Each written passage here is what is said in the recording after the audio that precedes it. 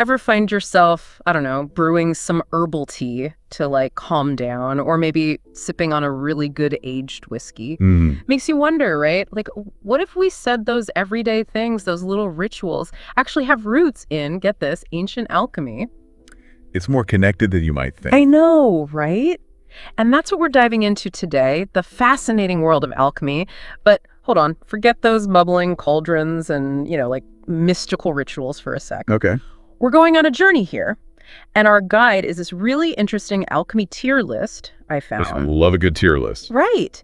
And this one's good. It lays out all these different alchemical practices, starting with surprisingly practical stuff, the thing is you and I do, and then going all the way to like the mind-blowing reality-bending stuff. The things you wouldn't believe. Exactly. So get ready to explore how alchemy went from brewing like potent elixirs to like pursuing eternal life and maybe even like, I don't know, messing with the fabric of reality itself. It's a wild ride. Yeah. And it all starts with understanding that for alchemists, even the simplest practices, the ones we might do in our kitchens today, were all part of this bigger quest for knowledge, a deeper understanding of the universe and our place in it. That's what's got me so fascinated. Like this tier list, it starts with C tier, and we're talking about herbal concoctions, distillation, early metallurgy. It's alchemy you can almost taste and smell. Exactly. It's the foundation, the building blocks. It's like the bedrock, and it's wild to think how those simple practices were for them, like steps towards something so much bigger. Oh, absolutely. Like take herbal alchemy, right? Today we have herbal supplements, aromatherapy, all that good stuff.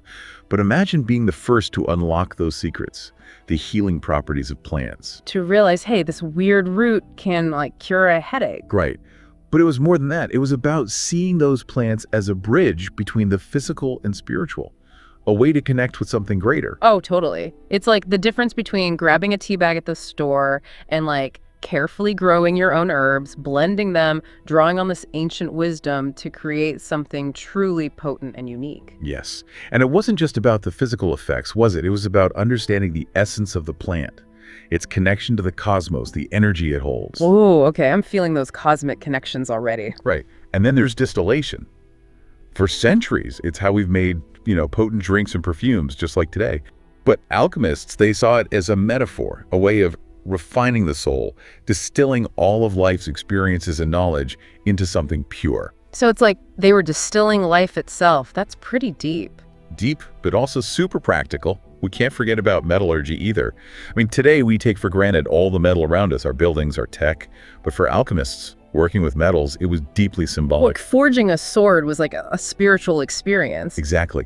They saw the purification of metal, the heating and hammering, as a reflection of their own inner transformation, burning away impurities to reveal their true selves. So every time they heated that metal, they were heating their own potential too. That's the idea. They believed that by shaping and purifying something as tangible as metal, they were also purifying their own spirits, their own inner being. Wow, it's like they saw their inner world reflected in that molten metal, every strike of the hammer echoing their own inner work. Makes you wonder how much of their worldview, their mindset, we miss with our modern practical approach to these things. I think about that all the time, and that's where things get really interesting as we move up to B tier on this list. It's like alchemy got a philosophy degree. We see this blend of those practical techniques we've been talking about with a more mystical and philosophical approach. Things like spagyric medicine, planetary correspondence. Okay, B tier alchemy with a side of philosophy. I'm intrigued. So spagyric medicine, hit me with it. What is that? Okay, so picture this. An alchemist in their lab. But they're not just like extracting chemicals from plants. They're trying to capture the plant's life force, its essence. It's like bottling up the soul of a flower? Basically. They called this essence the arceus, and they believed it held incredible healing power, not just for the body, but for the soul as well. So it's less about treating symptoms and more about like understanding the plant's deeper connection to the universe, right? Exactly. And using that knowledge to heal on a much deeper level. Okay, that's some next level healing right there. So we've got plant essences, cosmic connections. What else is going on in this B tier world? Well, how about a sprinkle of celestial influence with some planetary correspondences? Wait, you mean like how each day of the week is named after a planet, or is that a different thing entirely? You're on the right track. Alchemists, they believed everything was interconnected, that the planets, the stars, they influenced everything, from the tides to the seasons to the properties of metals and plants, even down to us. So like gold being associated with the sun because it's so radiant and, well, golden, and silver with the moon because it's, I don't know, more reflective and mysterious. Exactly. They created this incredible cosmic map connecting everything in the universe to everything else.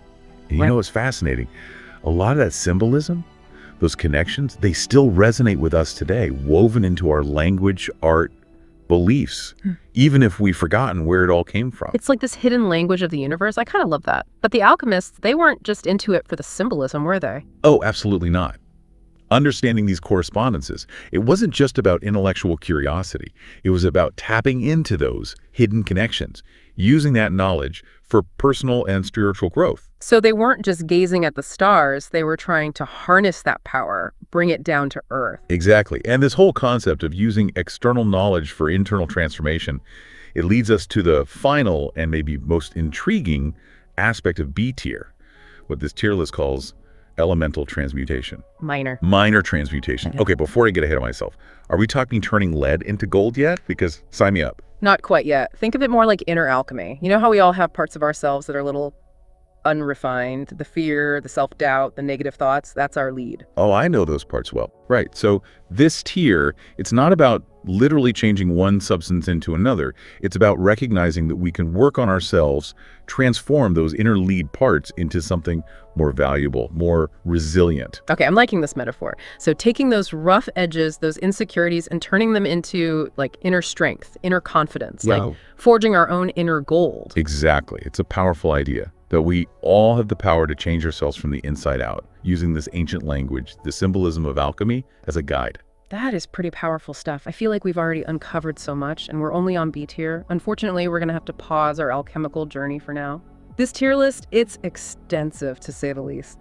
Don't worry, we'll be back soon to delve into the truly mind-bending stuff in A tier and beyond. We're talking about achieving enlightenment, unlocking hidden potential, maybe even, who knows, figuring out how to finally brew that batch of gold. All right, so we're back, and I'm still buzzing about all that inner alchemy stuff. It's amazing how these ancient practices still resonate, right? Like, we're still trying to transform those lead parts of ourselves into something stronger, more valuable. It's a timeless journey, that's for sure. And it's a journey that takes us right into A tier, where alchemy takes a decidedly inward turn. Inner Alchemy 2.0. I'm ready. So what's on the agenda for A tier? More potions and cosmic connections? Not quite. Think less about manipulating the physical world and more about exploring the depths of consciousness, the potential of the human spirit. Okay, getting on mystical up in here. So we're talking enlightenment, hidden potential, that kind of stuff. You got it. And what better symbol for this kind of inner quest than the elusive philosopher's stone, right? Right. Except wait, in a tier, it takes on a whole new meaning, doesn't it? Exactly. Forget about actually turning lead into gold. Here, it's a metaphor, a symbol for that ultimate goal of spiritual perfection, deep self-knowledge, understanding the universe and our place within it. So it's less about Indiana Jones racing to find some hidden artifact and more about the journey itself, the challenges, the insights along the way as the path to enlightenment. Precisely. It's about the process of refining your own being, step by alchemical step, transforming yourself from the inside out. Okay, I love that. But how did they actually go about this whole finding the Philosopher's Stone thing if it wasn't about digging it up or stealing it from some ancient temple? Was there a map? A riddle to solve? Imagine it more like an inner compass guiding them. And the map, well, that was found through dedicated practice, specifically something called alchemical meditation. Alchemical meditation. Okay, that sounds intense. Is that like regular meditation but with more alchemy? Not exactly. We're talking active visualization. Breath work designed to manipulate energy within the body, not just clearing your mind. So less about emptying your thoughts and more about focusing your intention, using specific techniques to access, I don't know, like hidden knowledge within? That's it. Alchemists believed that by stilling the mind, but focusing their intention, they could unlock these deeper levels of awareness, commune with the universe on a whole other level. It's like they were using meditation to like unlock secret chambers within their own consciousness. Right. And they believed that the Philosopher's Stone, that key to enlightenment, was hidden somewhere within. Now you're getting it. But there's another piece to this A-tier puzzle that might sound a little more familiar, even if you've never dabbled in alchemy yourself. And that's chakra and energy work. Oh yeah, chakras, energy healing, that's still a big part of alternative medicine and spiritual practices today. What was the alchemist's take on all of that? Well, imagine these swirling wheels of energy positioned along your spine. each one connected to different aspects of your being: physical, emotional, and spiritual. They might not have called them chakras, but they understood that these energy centers were key to overall well-being. And they were trying to, like, balance these energies, keep things flowing smoothly, right? It's kind of like acupuncture, but instead of needles, they were using their minds to manipulate those energy points. A fascinating comparison. And while the exact science behind it might still be a mystery, that fundamental concept that our physical, emotional, and spiritual selves are all connected, that's powerful. It's something we're still exploring today. It's like they were way ahead of their time, weren't they? So from the metaphorical Philosopher's Stone to tapping into hidden potential through meditation and energy work, it seems like A tier is all about recognizing that real transformation comes from within. Absolutely. But that doesn't mean they weren't still trying to push the boundaries of what's possible in the physical world too, because as we move into S tier and beyond, things get even wilder. Okay, now you've really got me on the edge of my seat. So S tier, are we finally talking about the literal Philosopher's Stone now? The immortality granting, matter transmuting kind? I need answers. The age-old questions, and trust me, we'll unpack them all. Just be prepared, because we're about to enter a realm where alchemy meets the truly fantastical, the stuff of legends. Okay, so S tier and beyond this is it, the peak of our alchemical mountain. We're talking immortality, bending reality, stuff that sounds straight out of a myth. It's where the air gets thin, that's for sure. But the views are incredible. So, ready to finally tackle the big one, the literal Philosopher's Stone. Dude, I've been waiting for this. Not just the metaphor, the symbol, but the actual thing. Did it exist? Could someone actually brew up immortality and transmute matter? You know, that's the question, isn't it? We've got all these texts, all these stories, some going back centuries talking about its powers. Right, like wasn't there that one alchemist, Nicholas Flamel? I feel like he's in every other fantasy book I read. Exactly. But was he real? Did he figure it out, achieve immortality, or is he just another legend, a symbol of our own desire to live forever, to break the rules of reality? See, this is what I love about alchemy. It's like, even the most skeptical part of me, the one that's like, come on, it's just mixing stuff, can't help but get caught up in the mystery, the possibility of it all. And that's the thing about the Philosopher's Stone, right? Right. Whether it existed or not, it captured the human imagination, the pursuit of it, the experiments, the failures, the dedication. That's what's really fascinating. So no definitive answer then. No one's found a hidden journal with the recipe for immortality tucked inside. Not that I'm aware of. Yeah. But hey, the search for knowledge is its own reward, right? Plus, the Philosopher's Stone, it's not the only treasure up here in S tier. We've also got the elixir of life, remember? Oh yeah, the fountain of youth. I can practically see those alchemists now, hunched over their bubbling cauldrons, mixing up rare herbs and exotic ingredients. But did anyone actually find the recipe for eternal youth? There were definitely some who claimed to have discovered elixirs. They could cure all sorts of things, extend lifespan, but the true elixir of life, the one that could cheat death entirely, that's a different story. So even with all their knowledge, their dedication, they were still searching for that one missing ingredient. It does make you wonder, though, what if they left clues behind? Coded messages hidden in their writings. No, that would be a discovery. And speaking of intriguing alchemical creations, we can't forget about the homunculus. Ooh, right. The homunculus. This is where things get a little creepy, yeah? We're talking about, like, creating life, but artificially. Little humans grown in the lab. Exactly. And, it brings up all sorts of questions about the nature of life, the ethics of creation. I mean, are we playing God at that point? Right. It's like something out of a sci-fi movie. It makes you think, those alchemists, they were grappling with some pretty heavy stuff we're still trying to figure out today. It's all connected. But we've got even more to explore because, believe it or not, S tier, it's not even the top. Get ready to have your mind blown because we're moving into S tier where things get even more out there. Astral projection, the hermetic transmutation of the self, the alchemy of divine union, it's all on the table. Okay, now you're speaking my language. Astral projection, that's like out-of-body experiences, right? You're projecting your consciousness into other dimensions. That's the idea. And while modern science might not have a way to explain it, a lot of cultures throughout history have explored this concept of consciousness existing beyond the physical body. So, real or not, it speaks to that human desire to explore, to push beyond the limits of what we think we know. Okay, but what about hermetic transmutation of the self? I'm just going to say it. That sounds intense. Think of it like this. It's like the ultimate inner alchemy upgrade. You're taking all those different parts of yourself, the light and shadow, the masculine and feminine, the conscious and subconscious, and you're trying to bring them into perfect balance. So instead of transmuting lead into gold, you're transmuting yourself, right? Finding that perfect harmony within. Precisely.